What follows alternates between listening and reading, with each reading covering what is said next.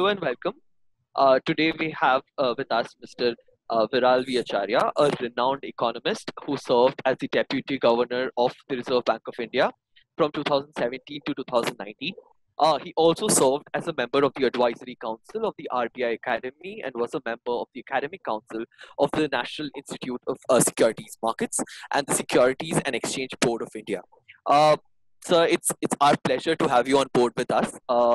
And Without any further ado, we would like to start off with the very first question that we have in mind for you, sir. Sure, So, please. Yeah. yes. Uh, so this lockdown, because of the pandemic situation, this lockdown has, brought serious dislocation both on demand and the supply sides, as you know. However, there's a sharp V-shaped recovery curve which is being predicted by various economists, in the entire world. Could you give us an insight into the factors that suggesting towards the recovery, and like your prediction with regards to the same, sir?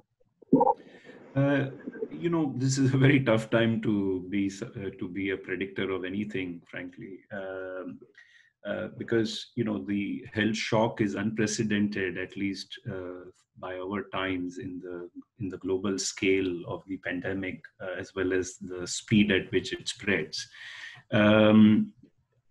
I think it is reasonable to think that the average path is one of a rebound in economic activity.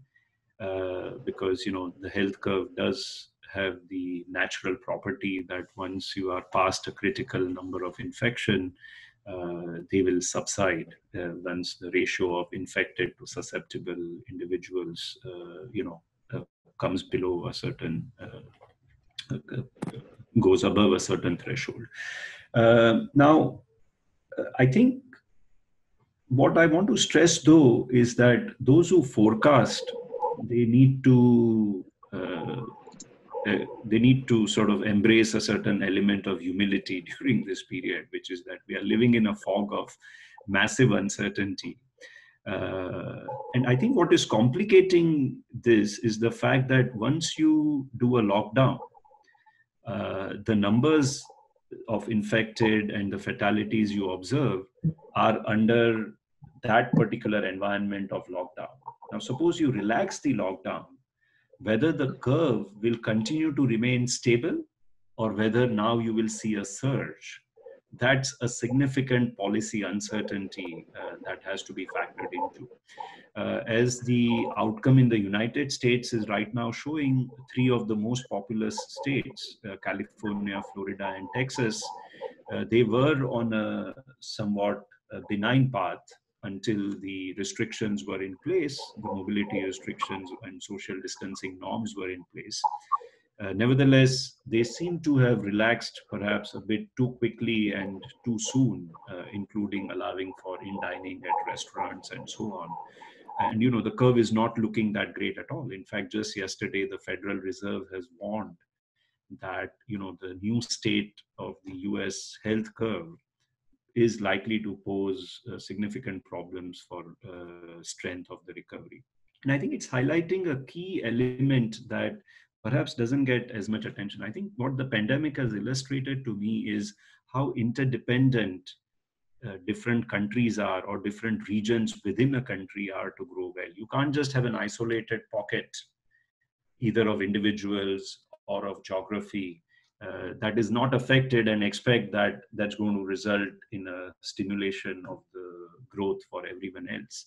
Because a lot of the modern society growth is based on trade, it's based on services, and these require actually a healthy exchange of economic activity and high levels in different parts to be maintained at the same time. I think the second point I would stress is that there is a significant behavioral component that has to be taken into account. There are unfortunately economic segments of population that can't make a life versus livelihood choice. They have to actually do the jobs in order to economically survive in the first place. And for these segments of population, almost all of their expenditures are essential expenditures. They don't have the luxury to undertake discretionary expenditures. In contrast, those who are relatively well off undertake a fair bit of discretionary expenditures uh, that also contribute massively to economic activity, and they actually contribute to the jobs and the livelihoods very often of the economic segment that is not as well affording. In fact, to put it in the Indian context starkly, I've always heard this phrase that India B allows India A to sort of function productively and so on. Right now, what is happening is that a lot of discretionary spending is on hold. In fact, a big collapse of economic activity, once you decompose it, it is actually in the reduction of expenditures by those who are relatively well off, because you might go to the cinema, you might go to the mall, you might replace your curtains or your refrigerators or whatever. But if these are not essential things that you need to do, you are not undertaking them right now because it requires some physical interactions, it requires stepping out, etc. So once the curve is steep in the background, the health curve is steep in the background, there's a behavioral response that you actually withdraw the non-essential components of the expenditures. And therefore, to me, the most important thing is for the health curve actually to be flattened, for the health curve to be brought under control. Because when that happens, the behavior of individuals will move away from that of aversion to economic activity to undertaking economic activity. And that is what is likely to produce a robust rebound. Right, sir. So, moving on to our next question. To ease things out, there was recently a loan moratorium that was granted by RBI. So will extending the moratorium hurt non-banking finance companies, as many customers who actually have the ability to repay are purposely deferring these payments? Yeah, I think this has been a perennial problem with all of these debt restructuring packages, which is that on the one hand, even if they are justified, they are meant for those who don't have the resources to repay the loans. But unfortunately, because they are a bit coarse in their design, they are strategically availed of even by those who can actually make payments. In fact, bankers have always complained on this. They have always said that when farm loan waivers are introduced, when MSME relief packages are introduced, that some of them actually face immediate liquidity problems because cash flows that they were expecting to come back as repayments don't come due, because there is no penalty on the borrower for actually not making the payments. Now, in the present scenario, did the moratoria make sense? Clearly, the shock was entirely unexpected. The first round of lockdowns were very stringent. And so I think there is room for a temporary debt moratorium. I'm of the view that it should not be longer than 3 or 6 months maximum. Because if a problem is longer than 6 months, you have to acknowledge that it has some more than just a temporary component. Will the health curve be completely fine within 12 months? We don't know. Will the behavior of individuals completely reverse back to discretionary spending the way it was before the COVID outbreak? We don't know. So these are all uncertainties that have to be factored in. I think some of the senior bankers are actually highlighting that the debt moratoria are creating a lot of problems as far as timely repayments by those who can afford to make payments is concerned. I think so I'm of the view that there should be a sunset clause and it should be very definite. But more importantly, I think the debt moratoria should not be modified into an ongoing asset structuring and asset recognition norms relief. What happens in India is that when these packages are structured over long stretches of time, 2-3 years, banks are not asked to recognize which payments have been made and which payments are not made, which loans are performing, which loans are not performing. Why is this asset quality recognition important? Because on non-performing loans, banks need to start providing for the fact that potential losses are likely to arise or that losses have already manifested. Now, that kicking the can down the road on the bank balance sheets has been a huge problem for the Indian banking sector over the last decade, because banks are always short on capital. Then they never want to make new loans because they are very averse to taking on extra risks. And then the focus of the banks gears away from making new originations to actually finding out ways to not recognize the losses that they have made in the past. And that becomes actually a force that starts stagnating growth in the healthy parts of the economy. So I think having put the debt moratoria in place, which was probably the right thing to do in the short run, my sense is the central bank should put a definite sunset clause. Maybe it's max another 3 months. Some senior bankers are saying don't even extend it any further. But more importantly, I think we need to recognize the asset quality on bank balance sheets, anticipate that losses are arising, and therefore recapitalize the NBFCs, the public sector banks, and the private sector banks in time. And I think that should be done right now. NBFCs and private sector banks can go to the market to raise capital. Some of them are doing this already. Those who are not doing it also need to be asked to do it.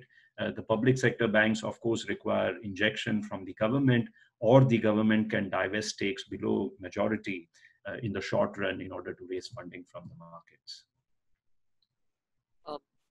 So with regards to something you said, if I've got it correctly, sir, do you agree that for this moratorium which exists is like only a deferral for a few months and not like a waiver, because banks will charge interest on the unpaid amount, causing a fiscal crisis in many homes when this amount has to be repaid, right? So that is another question. Yes. Yeah, I think in some ways the moratorium is not a freebie, as you point out. The interest is getting compounded in the time that the debt moratorium is being allowed.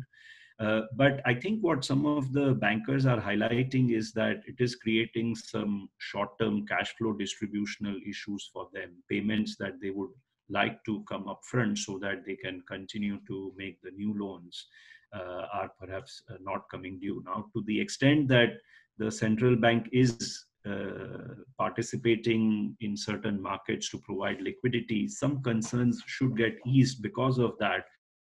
But I think the fact that the senior bankers are themselves suggesting that they are seeing abuse of the debt moratoria seems to me a good point to perhaps consider seriously when to actually put a cap on it. See, when you get a shock like COVID, it's to be expected that some debt restructurings will be inevitable. That those whose revenues are hit either because they were already underperforming as a sector or because they are the most exposed sectors such as hospitality or travel, etc., that some debt restructurings will be essential. You want banks to actually facilitate these debt restructurings either as prepackaged bankruptcies or otherwise, and therefore you need banks to have the capital so that they are willing to absorb the loss and allow those who have high indebtedness to restructure. Also, the Insolvency and Bankruptcy Code has been suspended for a whole year. I think that's too long. Again, I think 3-month or a 6-month suspension made sense. But if gradually economic activity is turning around, people need to start getting back to economic activity. Then firms will need to restructure some of their debts. And I would say perhaps the IBC should be reopened within a 3-month window so that that restructuring activity can take place. Right, sir. So as you mentioned in the first question, the question to your first answer, you said that we are not really going to cinemas and going around, or the money that we spend usually is not happening right now. So most of it is happening online. Like we're using apps or whatever we used to do earlier is now happening online shopping. And currently the ban on Chinese apps is the latest move by the government. So do you think that it's a good move for our economy? Because of course the move is strategic and a bold move to China, but considering the high revenue some of these apps generated for our country, do you think this is the right move, considering the current pandemic situation? Yeah, of course, as you pointed out in the question itself, these are policies that are probably being set at the very highest level, and there are other strategic considerations that combine into it. So I don't want to get into very specific examples, but I do want to highlight a broader point, which is that the geopolitical tensions on trade have been rising now for more than 2 years.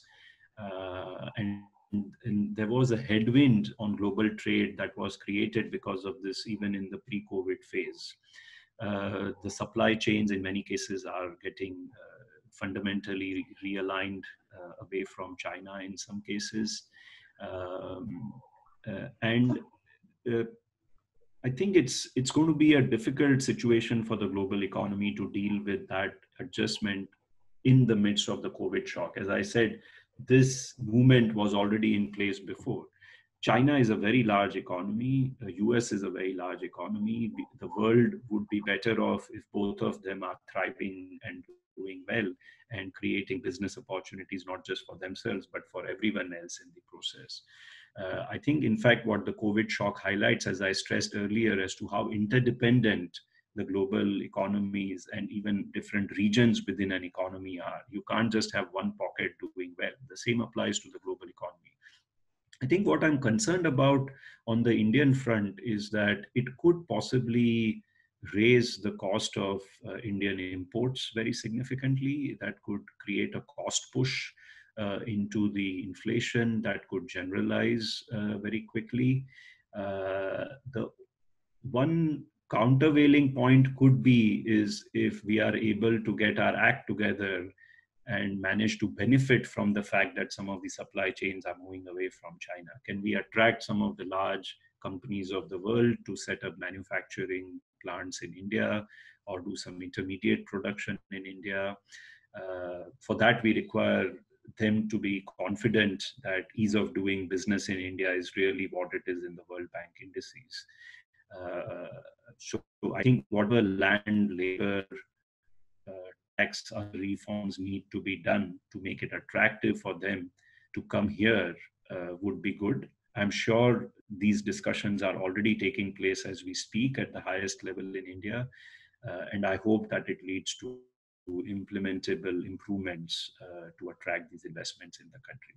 But I think we should not take it as a given that these choices that we make in restricting trade with China won't have costs for the economy. I think in many cases, businesses themselves actually are saying that we need to resist some of these moves. And that's because if they have to switch over their supply somewhere else, the cost of doing that could potentially be high for them. And then, of course, they will pass on these costs to the customer down the line. Right, sir. So moving a bit away from COVID, what's your take on the recent deals by Reliance and the major investments made by the international firms in India presently? I don't, I think it's probably not a good idea for me to opine on sort of very individual specific companies and deals, because in a way that's not sort of my expertise. But I think what some of these deals show is that when companies do well in India and they thrive, they can attract a lot of foreign direct investment into the country. This is a very stable source of foreign capital. I think is extremely valuable to the country because it relaxes the pressure on the domestic savings, which are sort of less than actually what the public sector borrowing requirement is. So our corporates are generally struggling to actually get funds cheap from the domestic savers. So very often they are reliant on foreign capital. And it shows that when countries in India do well, they can actually attract foreign capital of the best type, which is, sort of foreign direct investment. So it's large equity stakes, which are relatively illiquid. It's not going to fly out of the country when oil prices rise or something like that. So I think I take that overall as a healthy development, that when Indian firms succeed, even in a difficult global economic situation such as we are in right now, they can actually attract foreign direct investments. It just shows that it's important for private sector investments and growth to thrive. I think that can lend a very high amount of macroeconomic stability to the country. Right, sir. So, in your book, Quest for Restoring Financial Stability in India, you talk about maintaining financial stability on a durable basis. So, what, according to you, are the political obstacles that can impede principled and effective central bank policy? So I think this is, my first introductory chapter, Fiscal Dominance, a Theory of Everything in India, is primarily dealing with this issue, which is why is it that there is almost a pervasive influence or pressure on central bank, whether it is bank regulation, accounting of bad loans, timely disclosure of defaults, the balance sheet dividends that are paid by the central bank every year to the government, external sector policies, etc. Like that. Why is the pressure pervasive? In my view, what I'm trying to articulate in the chapter is that the pressure is pervasive because the fiscal is always a bit on a stretch. If the fiscal deficits are large, the public sector borrowing requirements are too high, in fact, in excess of the domestic savings right now, then what happens is that rather than undertake the difficult expenditure rationalization that has to happen year after year, there's a tendency to turn to the central bank and try to relax its rules, so to speak, of various prudential norms. Now, the central bank's horizons are very long. It has to focus on protecting depositor interests, maintain inflation credibility, run banks in fairly, ensure that banks are running in fairly healthy conditions, and protect external sector stability. Now, short-term fiscal pressures shouldn't be allowed to come in the way of the longer-run macroeconomic stability, and therefore, in the chapter, I'm pushing for a variety of institutional reforms, both on the fiscal side, so that the fiscal doesn't have as much of a stretch and pressures as it seems to be having all the time. And second, on the financial sector side, so that even if the pressures are there, there's greater operational autonomy for the central bank so that it can easily avoid having to cave into these pressures. But I think your point is absolutely spot on, which is that I'm interested that we try to put in the foundations of financial stability on a durable basis. I think sometimes financial stability is interpreted as accommodating any stress that materializes in the financial sector. To me, that's not financial stability. That's financial relief. That's providing relief and repair. But we also need to plan for the longer term. We need to put in place buffers and defenses so that when shocks happen, we are not always constantly caught up in fighting the fires. We need to absorb the shock and yet be intermediating to the healthy borrowers at the same time. Right, so that was a very good explanation. And when you look at it, we see multiple perspectives. Actually, we see perspectives from not just the central, but the beyond the central, like you mentioned. So, with regards to that, considering the power and the importance of the Reserve Bank of India, and the power your office held as the deputy governor of that institute, would you define your experience? How would you define your experience in the RBI? I thought it was simply terrific, at least from my standpoint, and I hope that in some ways it was also valuable to the institution and the country. I think it's a great institution that the former governors and deputy governors have built. I think the quality of people is very good.